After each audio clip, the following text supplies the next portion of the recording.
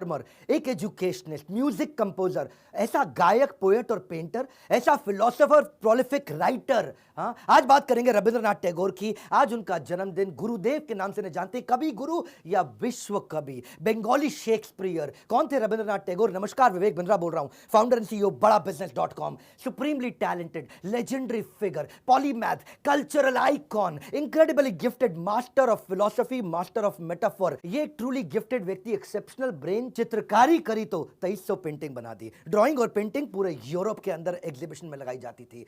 ये जबकि off beat strange colour लगाते थे तो लोगों को पता चला इनको लाल और हरे कलर में अंतर नजर नहीं आता, कलर ब्लाइंड थे। जब कहानियां लिखी तो ऐसी कहानियां लिखी कि आज भी उनके नॉवल से इंस्पायर होकर के बॉलीवुड मूवीज बनाता है। ट्रैवलिंग का शौक था, अपने समय में 35 कंट्री घूम करके आ गए। भाई साहब, उस समय 35 कंट्री बोल रहे हैं, आपको घूमना कठिन हुआ करता था। 7 मई 1861, आज ही के दिन 161 साल पहले रविंद्रनाथ टैगोर का जन्म हुआ था। रिच रूट्स, हाईली इंटेलेक्चुअल परिवार। ऐसा परिवार देश में 10 परिवार रहे होंगे शायद उस समय ऐसे। इतनी वेल ऑफ ठाकुर फैमिली में इनका जन्म हुआ था। ठाकुर इनका सरनेम था। अंग्रेज ठाकुर ठाकुर बोल नहीं पाते थे, ठाकुर ठाकुर टैगोर हो गया, वो वहां से टैगोर होने लगा। और रविंद्रनाथ ठाकुर उस समय बन गए रविंद्रनाथ टैगोर।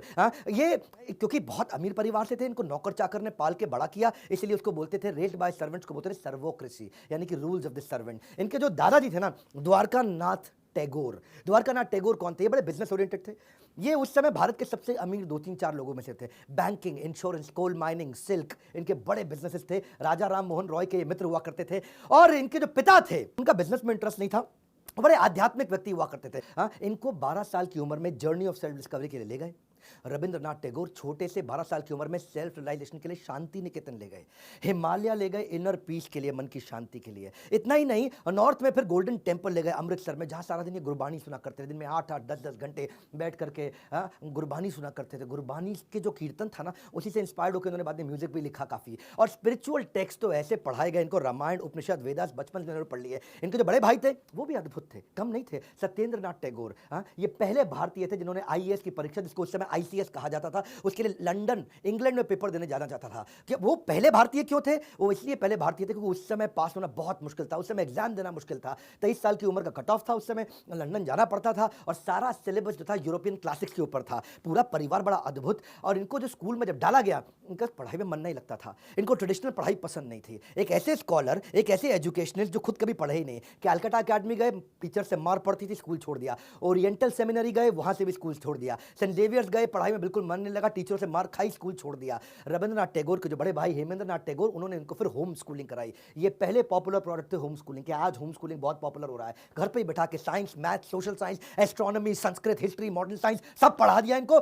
लेकिन ये स्पोर्ट्स में बहुत इन्वॉल्व थे। बचपन से जूडो, स्विमिंग, ट्रैकिंग, रेसलिंग सब सीखते थे। और इनफैक्ट जादूनाथ भट्टाचार्य, जिन्होंने वंदे मातरम उसकी जो ट्यून सेट करी थी, वही जादूनाथ भट्टाचार्य इनको घर पे आके म्यूजिक सिखाते थे। 1878 में आगे चल के लंदन में लॉ की पढ़ाई करने गए, वहां से भी ड्रॉप आउट हो गए। ना स्कूल पढ़ा, ना ग्रेजुएशन पढ़ा, ना पोस्ट ग्रेजुएशन पढ़ा, ड्रॉप आउट हो गए। वो अलग बात है। इनके ड्रॉप आउट होने के बाद भी यूनिवर्सिटी कॉलेज ऑफ लंदन इनके नाम पे आज भी कॉम्पिटिटिव लिटरेचर की सीरीज आज भी पढ़ाता है। और ये आगे चल करके ऑक्सफोर्ड यूनिवर्सिटी ने इनको डॉक्टरेट भी दिया था। मैं इनका जो पढ़ाई का तरीका है ना, इसको क्या बोलते हैं, पढ़ो वो जो आपके पसंद का हो, जो आपके काम का हो, जिससे आप आगे बढ़ सको। वो मत पढ़ो जो सबके सब स्कूल में पढ़ा रहे हैं, कॉलेज में पढ़ा रहे हो, क्योंकि सब बैरिस्टर बन रहे हैं तो मैं भी बन जाऊं। नहीं, मैं यही चाहता हूं कि आपको वो पढ़ना चाहिए जो आपके गोल स्टेटमेंट को कंट्रीब्यूट करे। एंटरप्रेन्योरशिप, मैं वही सिखाता हूं लोगों के गोल स्टेटमेंट को कंट्रीब्यूट कराने के लिए। इसलिए मैंने ना बहुत मेहनत करी है, एक ऐसी कम्युनिटी बना दी है मैंने भी। 1 मिनट अपने बारे में बात करूंगा। आज बिजनेस की कम्युनिटी, पावरफुल बिजनेस का प्लेटफॉर्म बना है, बड़ा बिजनेस का, free for all, open for all, सबके लिए मास्टर क्लास हो रही है। देश दुनिया के बेस्ट प्रोफेसर,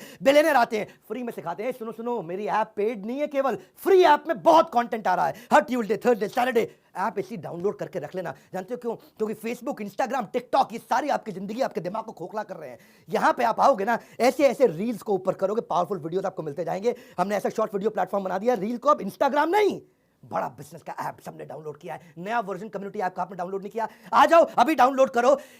रविंद्रनाथ टैगोर की बात कर रहे हैं, उन्हीं की करते हैं। इस समय नोबेल प्राइज जो उनको लिटरेचर में मिला ना, उनकी गीतांजलि जो उनकी पोएम थी उसके ऊपर मिला था। 8 साल की उम्र में पोएम लिखनी शुरू कर दी थी उन्होंने।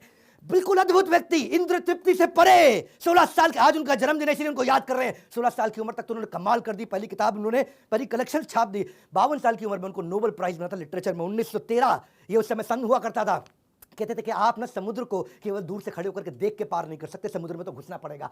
पहले एशियन थे जिनको नोबेल प्राइज मिला, इनफैक्ट पहले नॉन यूरोपियन थे। यूरोप से पहले पृथ्वी पे अगर किसी को नोबेल प्राइज मिला तो वो थे रविंद्रनाथ टैगोर, हमारे गुरुदेव। हाँ, इनकी सारी राइटिंग्स उपनिषद से इंस्पायर्ड हुआ करती थी। चारुलता, जोकर बाली, काबुली वाला, अतिथि, पोस्टमास्टर, ये तो आज भी मॉडर्न टाइम्स में इतने रेलेवेंट है। सारा का सारा बॉलीवुड घुस रहा है, बार बार देखे कि भाई इनकी नॉवल के ऊपर कोई मूवी बना दे क्या। हाँ, अब कब से पहली साइलेंट मूवी बलिदान इन्हीं के नॉवल्स के ऊपर बनी थी। दिलीप कुमार की मिलन 1946 में, घूंघट जो भारत भूषण की मूवी थी, काबुली वाला, डाकघर ये 1965 में। जितना बॉलीवुड उस समय भी, उपहार 1971 में, लेकिन विनोद खन्ना और डिंपल कपाड़िया की मूवी, अस्तित्व, चोकर बाली, और आज भी रविंद्रनाथ टैगोर के ऊपर मूवीज बन रही है, उनकी किताबों के ऊपर मूवीज बन रही है। इनका नोबेल पीस प्राइज एक बार चोरी हो गया था, होने दो चोरी, क्या फर्क पड़ता है। स्वीडिश अकेडमी ने इनको दोबारा अवार्ड दे दिया। हाँ, 2004 की बात कर रहा हूं, ये तो जीवित नहीं थे। स्वीडिश अकेडमी को इतना मानती, इन्होंने कहा कि एक गोल्ड एक सिल्वर 2 बार देते हैं आपको दोबारा से।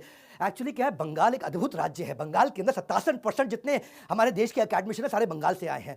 बंगाली लोग इंटेलिजेंट बहुत होते हैं। 54% इंडिया के साइंटिस्ट बंगाल से आए हैं। 90% पीएचडी स्कॉलर साइंस और टेक्नोलॉजी के बंगाल से आए हैं। ये बंकिम चंद्र चटर्जी, सत्यजीत रे, ये जितने इंटेलेक्चुअल्स थे, अमर्त्य सेन, शेख मुजीबुर रहमान जो कि पहले हमारे राष्ट्रपति रहे, प्रधानमंत्री बांग्लादेश के, श्री चैतन्य महाप्रभु, श्रीमती राधा रानी और कृष्ण के कंबाइंड अवतार श्रील रूप गोस्वामी, ऐसी भक्तिवेदांत स्वामी शिला प्रभुपाद जो कि इस्कॉन के संस्थापक आचार्य भी थे, नेताजी सुभाष चंद्र बोस, ईश्वर चंद्र विद्यासागर, राजा राम मोहन रॉय, स्वामी विवेकानंद। हाँ, बंगाल के अंदर एंटरप्रेन्योरशिप कम है पर इंटेलिजेंस हाईएस्ट लेवल की हमारे देश को दे रहा है। रविंद्रनाथ टैगोर ने एक विश्व भारती यूनिवर्सिटी बनाई आगे चल के, शांति निकेतन, वेस्ट बंगाल में। पर्पस क्या था, कन्वेंशनल पढ़ाई को चैलेंज कर देंगे। हाँ, ये जो लिख करके किताब में पढ़ाया जाता है वो नहीं चाहिए, हमारे को फील्ड में पढ़ाई चाहिए। उसी के लिए उन्होंने विश्व भारती यूनिवर्सिटी बनाई। और ये जो विश्व भारती यूनिवर्सिटी थी, इसी से ही अमर्त्य सेन आए, इसी से सत्यजीत रे आए, इसी से इंदिरा गांधी आई। देश के कई इंटेलिजेंट लोगों को यहाँ से जन्म मिला है। इन्होंने अपना सारा पैसा नोबेल पीस प्राइज का इसी स्कूल को बनाने में लगा दिया था। हाँ, यहाँ पे अच्छा, इतना इनसे अंग्रेज भी इंस्पायर्ड हुआ करते थे कि किंग जॉर्ज जो इंग्लैंड के थे, उन्होंने नाइटहुड की उपाधि दी, नाइटेड कर दिया इनको 1915 में। लिटरेचर में जो उनका कॉन्ट्रीब्यूशन था उसके लिए। वो अलग बात है, जलियांवाला बाग का जब मैसाकर हुआ तो उन्होंने अपनी सर की उपाधि, नाइटहुड की उपाधि, अंग्रेजों को वापस कर दी, बोला नहीं चाहिए तुमसे। और ज्यादातर लोग जानते हैं कि रविंद्रनाथ टैगोर ने 2 नेशनल एंथम लिखे। जन गण मन 1911 में उन्होंने लिखा था, जो हमारे देश का है, अमर सोनार बांग्ला, ये बांग्लादेश का 1905 में उन्होंने लिखा था। लेकिन ज्यादातर लोगों को नहीं पता कि श्रीलंका का मठा, श्रीलंका मठा, ये भी इन्हीं से इंस्पायर्ड निकला। यानी कि इनके पास कंट्रीब्यूशन है 3 नेशनल एंथम के, इंडिया, बांग्लादेश और श्रीलंका। जब गाने लिखे तो 2232 लिख दिए, और ऐसे लिख दिए कि पूरा का पूरा Hindustani classical music, Gurbani, inherent folk music of Bengal सब अंदर डाल दिया इन्होंने। ताल जब पढ़ते थे, ताल को सीखा तो बोला ये ताल तो कम है, 6 नई ताल क्रिएट कर दी इन्होंने। इसको बोलते हैं कर्नाटक ताल। कर्नाटक ताल इंस्पायर्ड होकर के 6 नई ताल इन्होंने बना दी, क्योंकि कहते हैं कि जो एग्जिस्टिंग ताल है वो जस्टिस क्रिएट नहीं कर पा रही है। जो लेजेंड थे ना, इनके देहांत के बाद भी आज, अच्छा, स्वामी विवेकानंद उस समय में रविंद्र संगीत कभी कभी इनको गाते हुए देखा जाया करता था। स्वामी इतना पसंद करते थे। रविंद्र संगीत बंगाल में ऐसा है जैसे शेक्सपियर का इंपैक्ट अंग्रेजी पे रहा है। वाइड वैरायटी ऑफ इमोशन है, ऐसा संगीत बनाते थे, अमीर से अमीर, गरीब से गरीब, वो सबको अपना इमोशन उसके अंदर दिखाई पड़ता था। एक गंगा के अंदर नाविक और एक बड़ा पूंजीपति, सब इनके गाने गाया करते थे। इलिटरेट विलेजर से लेकर के एक बड़े से बड़ा लिटरेट इंटेलेक्चुअल स्कॉलर। रविंद्र संगीत जो है ना, बंगाली इंडस्ट्री को और बॉलीवुड इंडस्ट्री को 76 साल हो गए उनको शरीर छोड़े हुए, लेकिन आज भी तेरे मेरे मिलन की ये रहना, जो अभिमान मूवी का गाना, वो 73 का है। लेकिन उसके बाद छू कर मेरे मन को किया तूने क्या इशारा, या फिर क्या था, एकला चलो रे, हाँ, जोरी तोरे डाक सुने को ना आसबे तो एकला चलो। इतना इंस्पायरिंग संगीत इन्होंने दिया है। जोरी तोरे डाक सुने के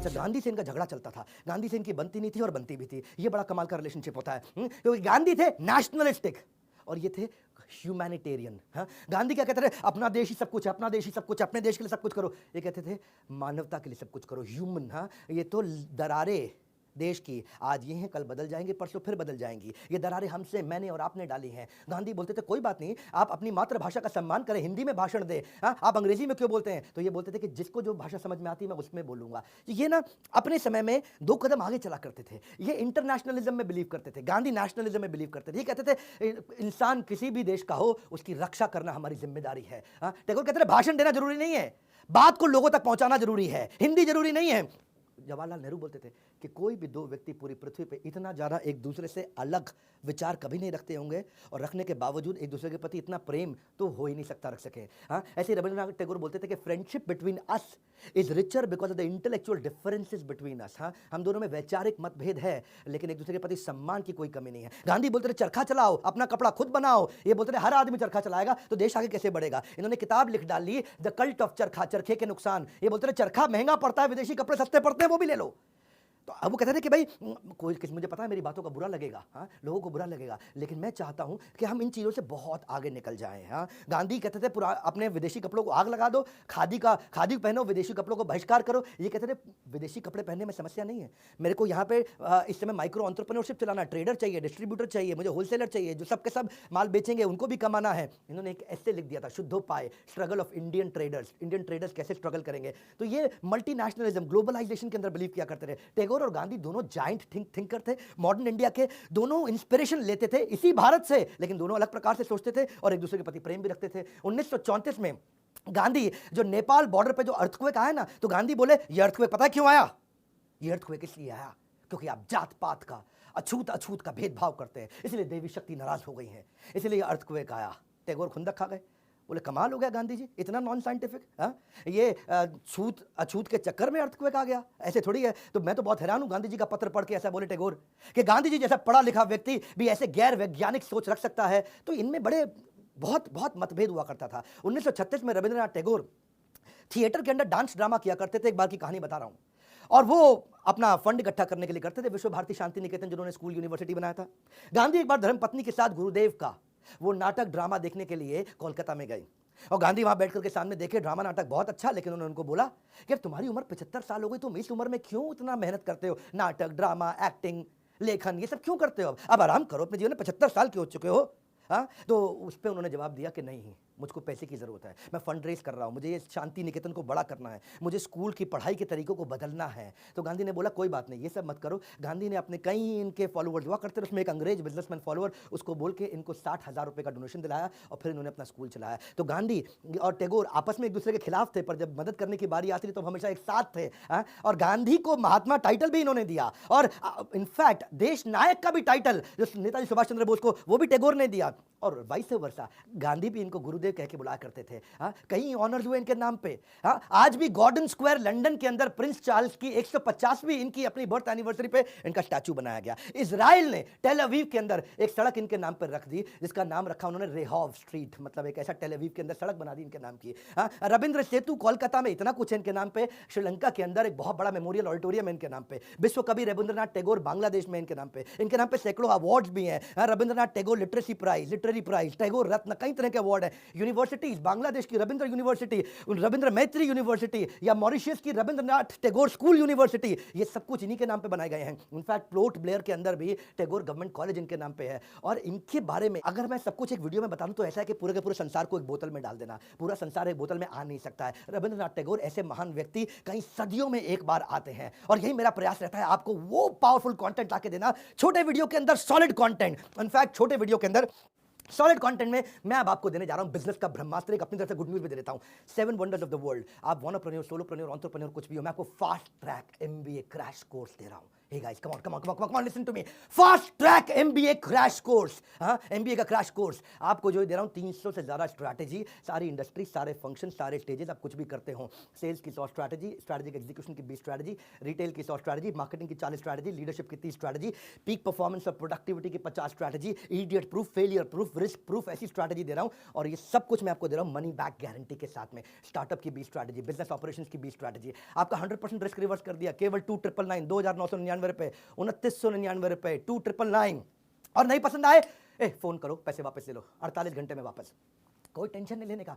लो प्राइस गारंटी तो है ये, दुनिया में इतने सस्ती फास्ट ट्रैक एमबीए कोर्स दुनिया में कोई नहीं करा सकता। Lowest price guarantee, free service guarantee. कुछ समझ में ना आए तो कॉल कर सकते हो।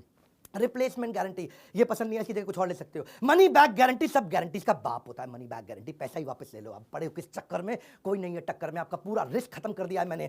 2999 के अंदर 48 घंटे में पूरा पैसा वापस, इजी और रिस्क फ्री कर दिया। आप अनसेटिस्फाइड नहीं, ले लो वापस। कैसे पता लगा इसके बारे में? 9810544443। और मेरे साथ आज इस पूरा वीडियो को देखने के लिए आपका धन्यवाद दीजिए कमेंट बॉक्स में भाई, और किसका वीडियो देखना चाहेंगे। और रविंद्रनाथ टैगोर जी को उनके जन्म दिवस पे, उनके आविर्भाव दिवस पे आज उनको बधाई दीजिए। नीचे कमेंट बॉक्स में उनके बारे में लिखिए। खड़ा होकर के पूरे फॉर्म में आ चुका हूं भाई साहब आग लगाने के लिए। इस वीडियो को सब तक शेयर कर दीजिए। बंगालीज के प्राइड, भारतवर्ष के प्राइड, पृथ्वी के प्राइड, श्री गुरुदेव